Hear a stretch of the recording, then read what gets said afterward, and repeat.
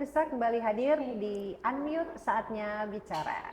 Bersama saya Delia Moli. Baik, untuk tamu kita hari ini ada Kak Cindy Al-Azizah. Selamat siang. Selamat siang Kak Delia. Iya. Beliau adalah staf edukasi penanganan pengaduan peserta di Rumah Sakit BPJS Kesehatan Cabang Purwokerto. Betul. Ya. Apakah ini hanya di Purwokerto atau di seluruh Indonesia?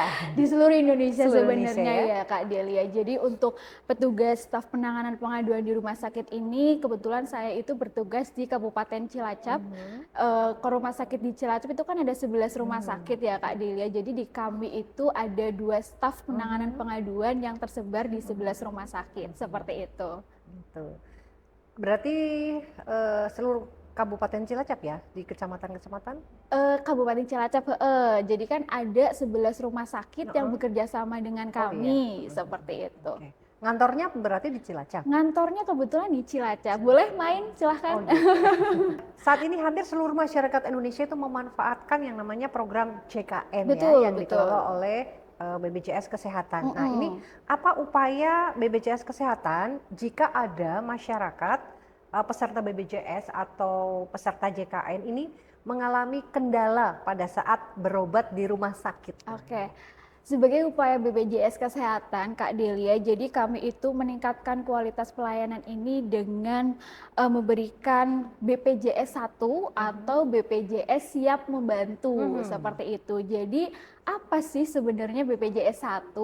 BPJS 1 atau BPJS siap membantu adalah petugas dari BPJS Kesehatan yang ditempatkan di rumah sakit, tujuannya untuk membantu dan menangani keluhan pasien yang sedang melakukan pelayanan di rumah sakit. Seperti itu, Kak. Jadi mereka betul-betul udah siap ya? Siap, kita ready 24 jam Kak.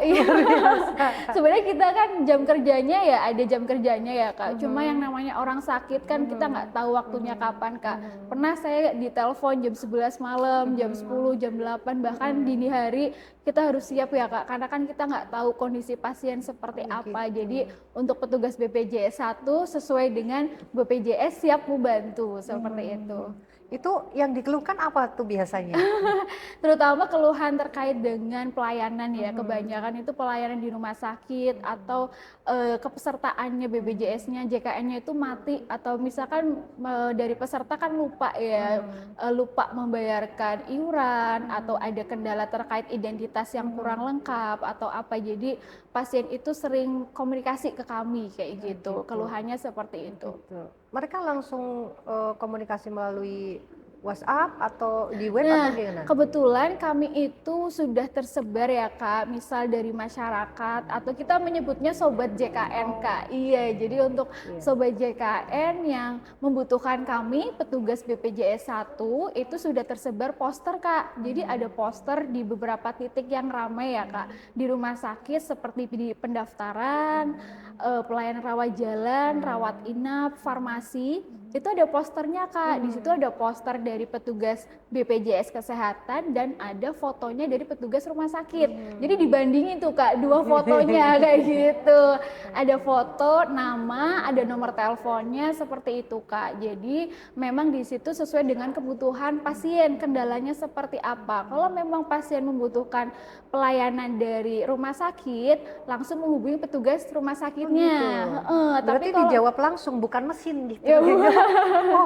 Ya, bukan mesin. Biasanya sih kami langsung tindak lanjut ya Kak, gitu. tergantung dari kearjanan atau kecetoan dari pasien tersebut. Kami usahakan yang terbaik, kalau memang langsung kita jawab. Seperti luar itu. Biasa sekali.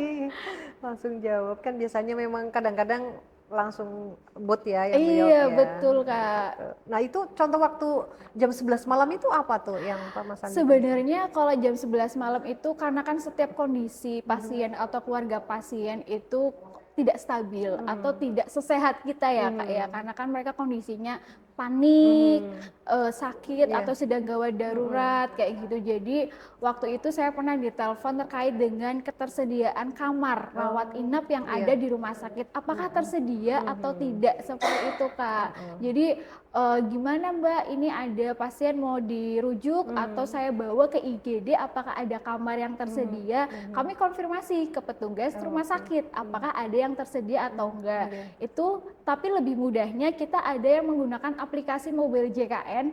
Di Mhm. situ teman-teman atau masyarakat bisa ngecek fitur di ketersediaan Mhm. tempat tidur dan Mhm. di situ bisa ngecek tuh rumah sakit mana aja Mhm. yang masih kamarnya yang tersedia kayak Gitu. gitu. Berarti itu kamar kosong atau Terisi, terisi itu ada masuk selalu masuk update heeh, kami oh Kak. gitu. Jadi per update-nya tuh setiap itu ya. Jadi Mhm. setiap jam kami update Oh selalu di gitu. tanggal Iya. dan hari yang sama yang Oke. berjalan. Iya. Jadi untuk masyarakat atau sobat JKN itu jangan sampai takut ya. Hmm. Misal kamarnya tidak tersedia bisa ngecek langsung di Gitu. aplikasi mobil JKN Gitu. karena kita sudah menyediakan fitur Gitu. yang online biar lebih mudah Iya ngeceknya gitu. kayak gitu. Berarti itu termasuk salah satu fasilitas di BPJS Kesehatan kan ya? Betul, iya Terus untuk kalau misalnya memudahkan.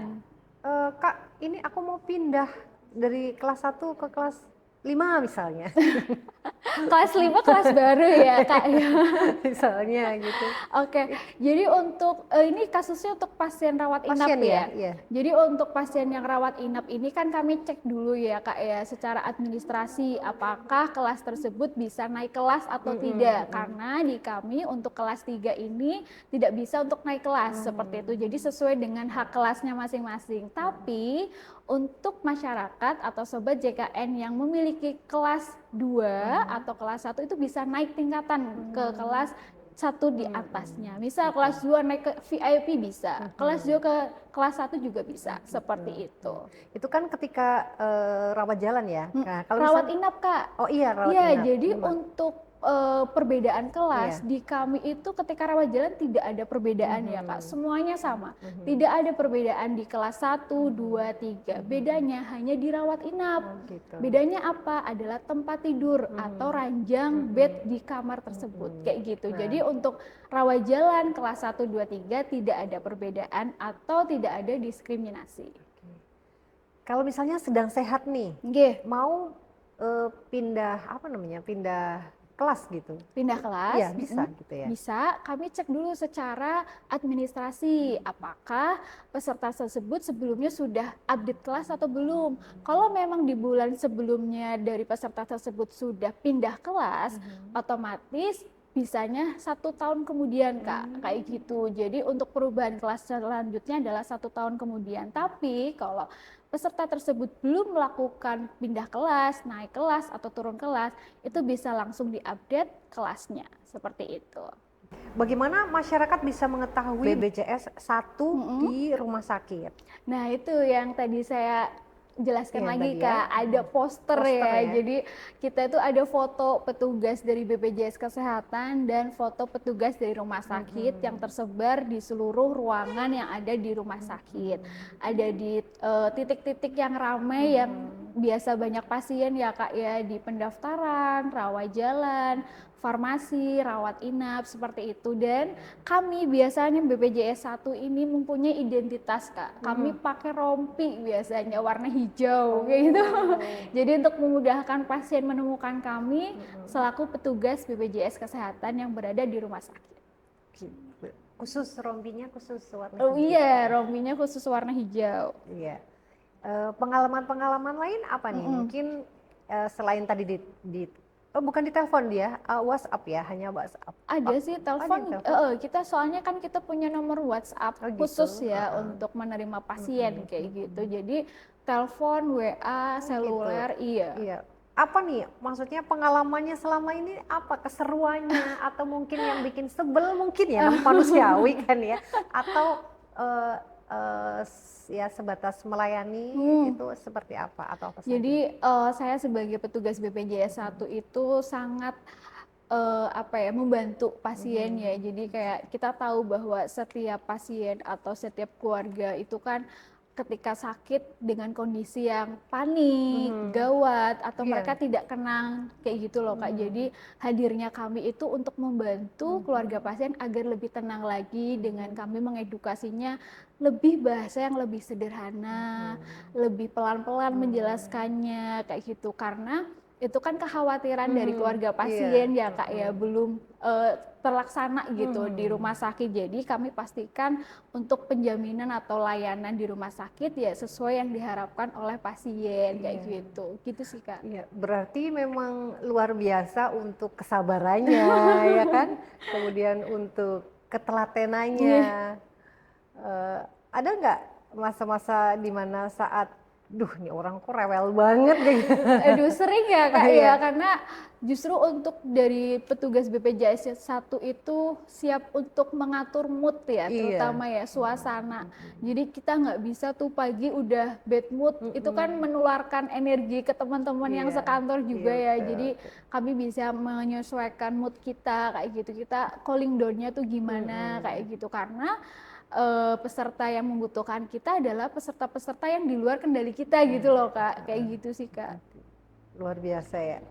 Oke, selanjutnya untuk oh ya, misalnya ada keluhan nggak, misalnya atau mungkin di masyarakat umum itu ada kalimat lah ya bahwa peserta BPJS Kesehatan yang dari pemerintah itu kayak dibedakan gitu. Nah ini seru banget nih Oke, biasanya nih. iya itu sering ya Kak ya, Iya. karena kan dari masyarakat juga merasa kalau mereka ketika berobat di rumah sakit itu merasa adanya perbedaan Iya. ketika mereka itu BPJS-nya atau JKN-nya itu terbantu oleh pemerintah ya. Jadi setiap kita visit ke rumah sakit pun kita kan selalu wawancara, ngobrol dengan pasien yang rawat jalan maupun rawat inap. Gimana Bapak Ibu pelayanan di sini? Ada dokter sama perawat yang galak-galak nggak? Kayak gitu kan kadang.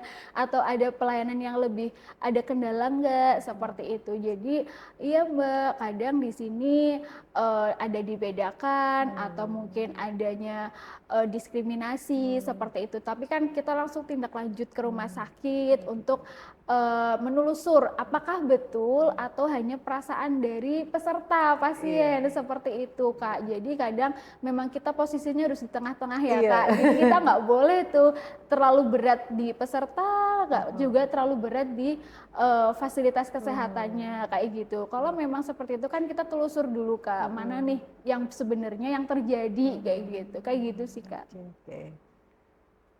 Ya, untuk selanjutnya Kak Cindy ini terkait denda pelayanan.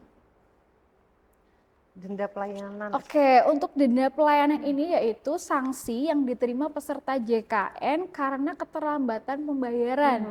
Biasanya itu akan dilaksanakan rawat inap dan itu sekitar 45 hari kayak gitu Kak. Jadi misal nih ada peserta yang bayar setiap bulan gitu kan, yang iuran setiap bulan kayak gitu. Dia itu lupa tidak membayarkan iuran tersebut di bulan berjalan. Nah, sudah melewati bulan, pasien masuk rawat inap di rumah sakit. Nah, biasanya kita kenakan sanksi karena ada keterlambatan bayar tersebut, kayak gitu Kak.